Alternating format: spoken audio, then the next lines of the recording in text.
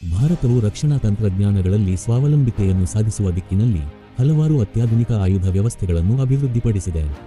ಈ ನಿಟ್ಟಿನಲ್ಲಿ ಆಕಾಶ ಕ್ಷಿಪಣಿ ವ್ಯವಸ್ಥೆ ದೇಶದ ವಾಯು ಭದ್ರತಾ ಜಾಲದಲ್ಲಿ ಪ್ರಮುಖ ಪಾತ್ರ ವಹಿಸುವ ಶಕ್ತಿಶಾಲಿ ಸಾಧನವಾಗಿದೆ. ಇದು ಮೇ 2008ರಲ್ಲಿ ಭಾರತೀಯ ಏರ್ಫೋರ್ಸ್ಗೆ ನಿಯೋಜನೆಯಾಯಿತು.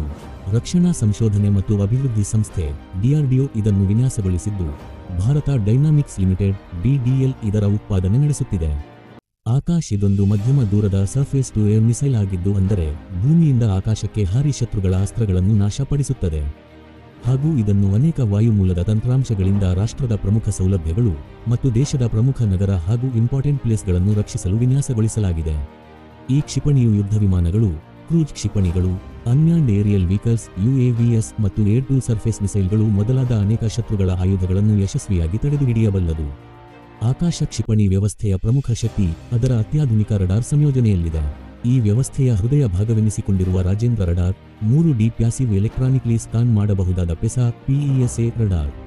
ಇದು ಒಟ್ಟಾರೆ 64 ಗುರಿಗಳನ್ನು ಸಮಕಾಲೀನವಾಗಿ ಪತ್ತೆಹಚ್ಚಿ 8 ಕ್ಷಿಪಣಿಗಳನ್ನು ನಿರ್ದಿಷ್ಟ ಗುರಿಗಳ ಮೇಲೆ ಹಾಗೂ 4 ಗುರಿಗಳ ಮೇಲೆ ತಕ್ಷಣದ ದಾಳಿ ನಡೆಸಲು ಸಾಧ್ಯವಾಗುತ್ತದೆ.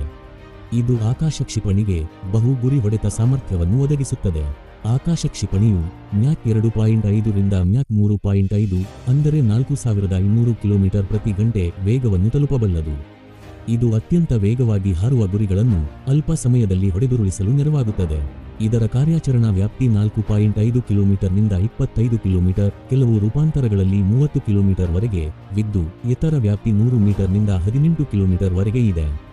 ಕ್ಷಿಪಣಿಯು 60 ಕೆಜಿ ತೂಕದ ಸ್ಫೋಟಕ ಹೊತ್ತು ಇದು ಶತ್ರುಗಳ ಶಸ್ತ್ರವನ್ನು ಆಕಾಶದಲ್ಲಿ ಹೊಡೆದುರುಳಿಸುತ್ತದೆ.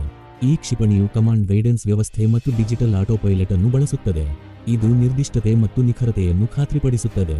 ಪ್ರತಿ ಕ್ಷಿಪಣಿಯು 88% ಹತ್ಯಾಸಾಧ್ಯತೆ ಹೊಂದಿದ್ದು, ಕ್ಷಿಪಣಿಗಳ ಸಾಲ್ವೋದಿಂದ 99% ಯಶಸ್ಸನ್ನು ಸಾಧಿಸಬಹುದು. ಇದು ವಿಶ್ವದ ಶ್ರೇಷ್ಠ ಕ್ಷಿಪಣಿ ವ್ಯವಸ್ಥೆಗಳ ಪೈಕಿ ಒಂದಾಗಿ ಪರಿಗಣಿಸಲಾಗಿದೆ. ಒಂದು ಆಕಾಶ ಬ್ಯಾಟರಿಯಲ್ಲಿ 4 ಲಾಂಚರ್ಗಳು ಇರುತ್ತವೆ.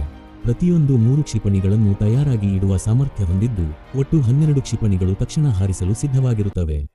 ಈ ವ್ಯವಸ್ಥೆ ಬ್ಯಾಟರಿ ಕಂಟ್ರೋಲ್ ಸೆಂಟರ್ BCC ಮತ್ತು ಗ್ರೂಪ್ ಕಂಟ್ರೋಲ್ ಸೆಂಟರ್ GCC ಗಳ ಮೂಲಕ ನಿಯಂತ್ರಿತವಾಗಿದ್ದು, ಶತ್ರು ಗುರಿಗಳನ್ನು ಗುರುತಿಸಿ ತಕ್ಷಣ ಪ್ರತಿಕ್ರಿಯಿಸಲು ಶಕ್ತಿಶಾಲಿಯಾದ ಸಂಯೋಜಿತ ನಿಯಂತ್ರಣ ವ್ಯವಸ್ಥೆ ಇದೆ.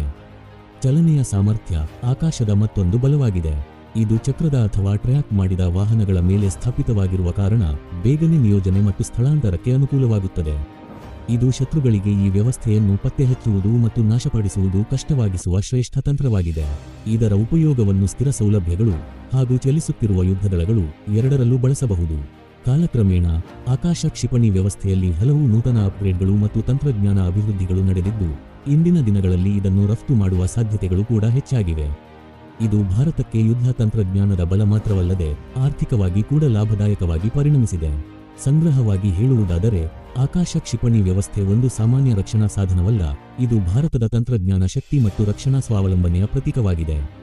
ಆಧುನಿಕ ಯುದ್ಧ ಭೂಮಿಯಲ್ಲಿ ಶತ್ರುಗಳ ತಂತ್ರಜ್ಞಾನ ಬದಲಾಗುತ್ತಿರುವಾಗ ಆಕಾಶದಂತಹ ವ್ಯವಸ್ಥೆಗಳು ಭಾರತಕ್ಕೆ ಭದ್ರತೆ ಮತ್ತು ತಂತ್ರಜ್ಞಾನ ಗೌರವ ಒದಗಿಸುತ್ತವೆ.